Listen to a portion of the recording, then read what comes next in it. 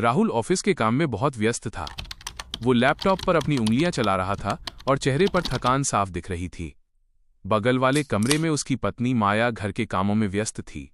अचानक बिजली चली गई और पूरे घर में अंधेरा छा गया।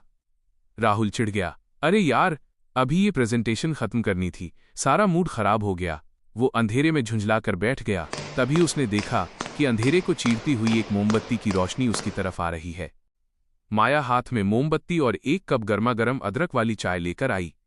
उसने चुपचाप चाय टेबल पर रखी और राहुल के कंधे पर हाथ रखा। राहुल ने चाय की चुस्की ली और उसकी सारी थकान पल भर में गायब हो गई। राहुल को एहसास हुआ कि वो काम के चक्कर में ये भूल गया था कि आज उनकी शादी की 5वीं सालगिरह थी। उसने शर्मिंदगी से माया की तरफ देखा और कहा, सॉरी माया, मैं भूल गया था। माया मुस्कुराई और बोली, मुझे पता था आप भूल जाओगे, इसलिए मैंने सोचा कि सेलिब्रेशन को थोड़ा सा सिंपल रखते हैं। वैसे भी मुझे महंगे तोहफों की नहीं, आपके साथ बिताए इन 2 सुकून भरे पलों की जरूरत है। अंधेरे कमरे में मोमबत्ती की उस हल्की रोशनी में बिना किसी शोर शराबे के वो उनकी सबसे खूबसूरत एनिवर्सरी बन गई। एक छोटे से शहर में शांति देवी अपनी बहू रिया के साथ रहती थी। अक्सर लोग सास बहू के झगड़ों की बातें करते थे, लेकिन इस घर की कहानी कुछ अलग थी। एक बार की बात है, शांति देवी को बहुत तेज बुखार हो गया।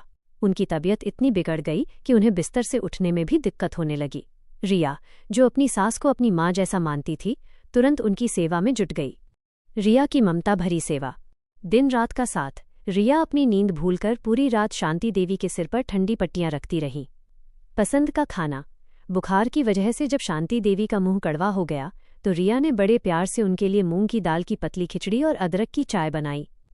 सुकून के पल। रिया ने न सिर्फ दवाइयों का ध्यान रखा, बल्कि घंटों उनके पास बैठकर उनके पैर दबाए और पुरानी कहानियां सुनी ताकि उनका मन लगा रहे। शांति देवी की आंखों में आंसू आ गए।